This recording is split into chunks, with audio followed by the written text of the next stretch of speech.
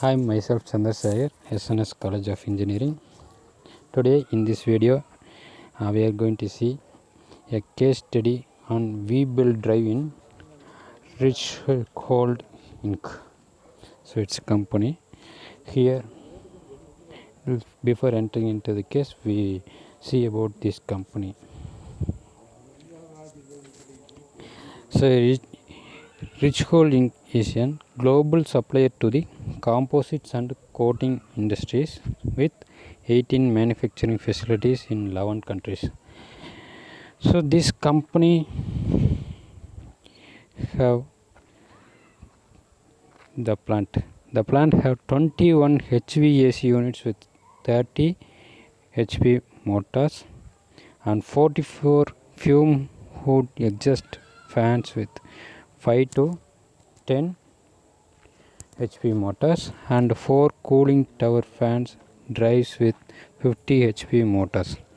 So all inside that plant there are so many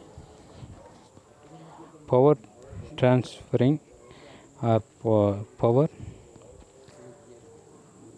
motion equipments are found, such as HVAC unit, then exhaust fans, then cooling towers.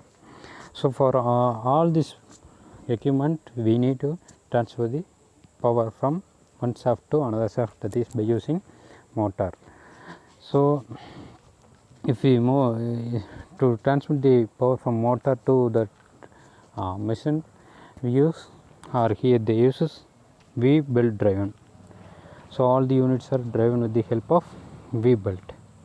So in most of the belt drives which is used in this world is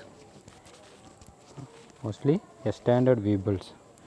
So which have a trapezoidal cross section, so that the trapezoidal cross section create wedging action on the pulleys.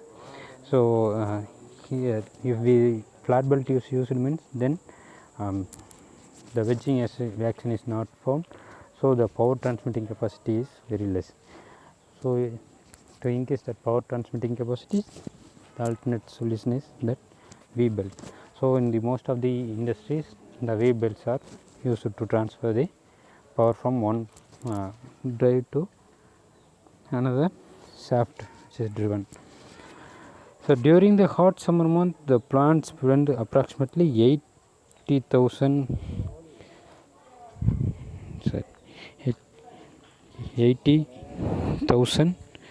what's that dollars per month in energy cost to operate its equipments.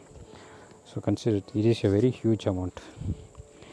So if these equipments are producing the efficiency of the equipment is very less, then automatically the power consumption to drive the unit is needed more, so that the energy consumption cost will become higher. So here the problem in this company is, so I already told that energy. So we know that efficiency is measured by using the what is the energy available at the output, or output energy by the energy input. So in all the equipment there will be loss of energy, so which is already known by us, by all of us. So the efficiency of a power transmission system is a measure of power loss associated with the motor, bearings and the drives. So there is an always loss of energy. If the loss of energy is more, then automatically what's that, the cost or loss of money is more. So the loss of power is a loss of money. So we need to have a high efficient or much more efficiency transferring system to avoid the energy loss. So for that, instead of flat belt, they are using what's that, V belt. So in the flat belt there may be a chance of more chance for slippage, but here the slippage is got very much reduced. Okay. So here approximately 1/3 of the electric motor in the industrial and the commercial sectors use belt drives. So that is already we know.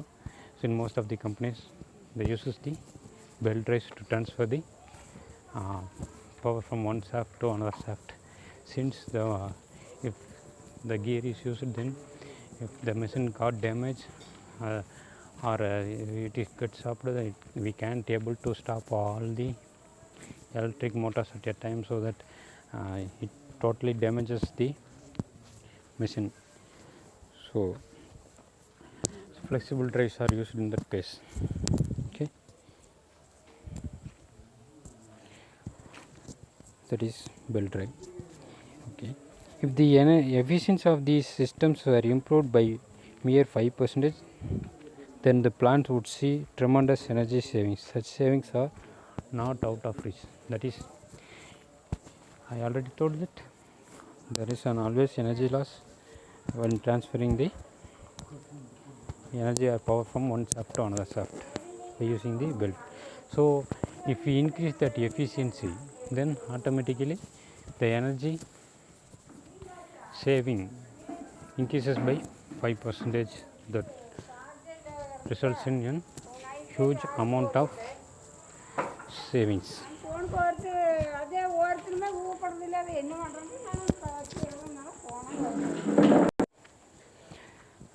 So here the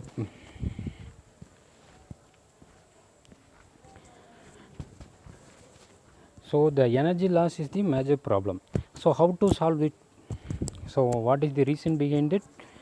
We need to know. Then only we can able to solve the energy loss problem. Okay. So in V-belt, the energy loss is occur by two ways. One is torque loss and another one is speed loss.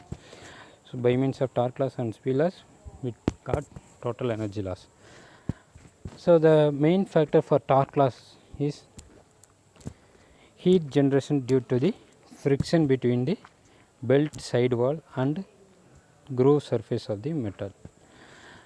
So if the friction is more, then due to the friction only the belt drives the machine. So without friction you can't able to drive the machine. So there is in friction, then the heat generation is more. So this is the first thing. Then second one is, so due to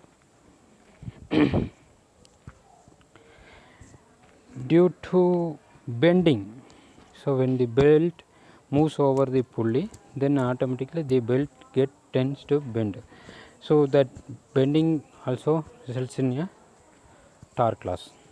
Okay, so these are the two reasons for torque loss that is given here.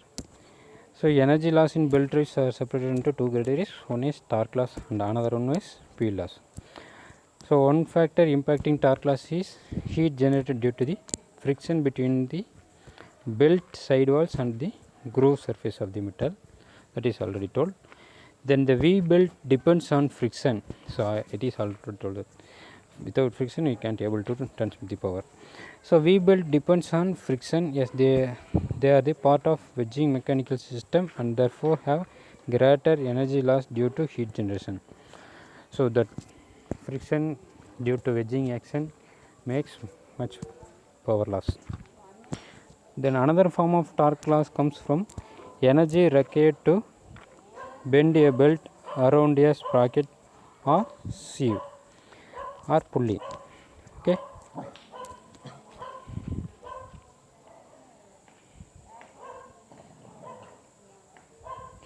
Okay. So these are the things. Then the speed loss occurs due to the V-belt drives, no matter how well maintained, will exhibit some amount of slip. Even though it is well maintained, the V-belt drive, it also makes some slip. So the slip occurs when the tension is insufficient to transmit the load. So V belt elongates and require retensioning on a regular basis. So this slip occurs when the tension is insufficient to transmit the load. So the tension in the belt is low means then that power transmitting capacity gets reduced, so the power is not transferred from one place to another place, that is the loss of power occurs. So this tension makes elongation of the belt, so we need to retension it, otherwise that elongation results in the slippage, so no power is transmitted. So in regular basis or in a regular interval we need to retension the belt to avoid slip. So the main problem is these two things. One is, what is it? We need to retension the belt to avoid the belt speed loss. Then another one, friction. So if the friction is more, then automatically the heat loss is more. So these two things are the reason which occurs, which leads to energy loss. So how to avoid this energy loss is by finding the alternate solution. So here in this case they found the solution as follows. Although properly maintained V belt can run as high as 95 to 98% efficient at the time of installation. So when during the first time or during the installation, the V belt gives 95 to 98% efficient, but later on time it reduces its efficiency by 5% to 10%. Okay, when there is in poor maintenance, then the efficiency reduces by 10%. So we need to find the another alternate solution, that is the by experimental method they found that synchronous belt is better, or synchronous belt is alternative to the V belt. So the synchronous belt is nothing but, we already know the timing belt like structure. So this synchronous, it is not a timing belt, it's a synchronous belt. So this synchronous belt having tooth, so the tooth structure varies from circular to rectilinear. So there are variety of synchronous belts available. So when the synchronous belt drive is used, which have teeth structure, so which has positive engagement between the belt tooth and the sprocket groove, so it reduces the slippage, and also there is no friction.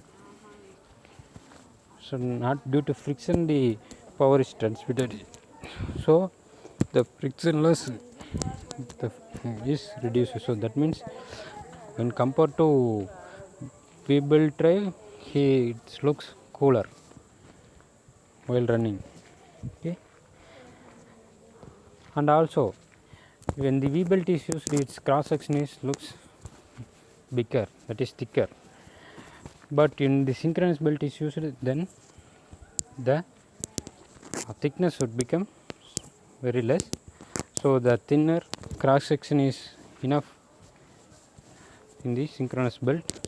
So this thinner thickness means then bend over the pulley or sprocket is easy, so there is no extra force required to bend over the pulley. In that way the torque loss is reduced, and also the slippage reduced. So when we use the synchronous belt, these three things to be avoided. Three things are avoided. One is, what is that? Slippage. Another one, speed loss, that is slippage. then what is it? Friction. Second one is friction. Then heat loss, that is heat generation. So a synchronous drive which has positive engagement between the belt tooth and sprocket groove and is generally cooler running. The thinner cross section of synchronous belts requires less energy to burn than the thicker cross section of the V belt. So with this conclusion, it is better to choose the synchronous belt over V belt in the most of the commercial applications as well as industrial application. Thank you. So in this graph you can able to see that the efficiency of the V belt is 94%, means then if we use the synchronous belt, then we can able to achieve 98 to 98% of efficiency. So by this way we can able to, what is that, the energy loss is low, so that we can able to save much amount of money for operating the machine, or the electrical energy required for operating the machine will be reduced. So the maintenance and the energy cost savings achieved by converting various V belt to synchronous drive at Richardson faculty totals over $34,000 per year. So which is nearly half of the electric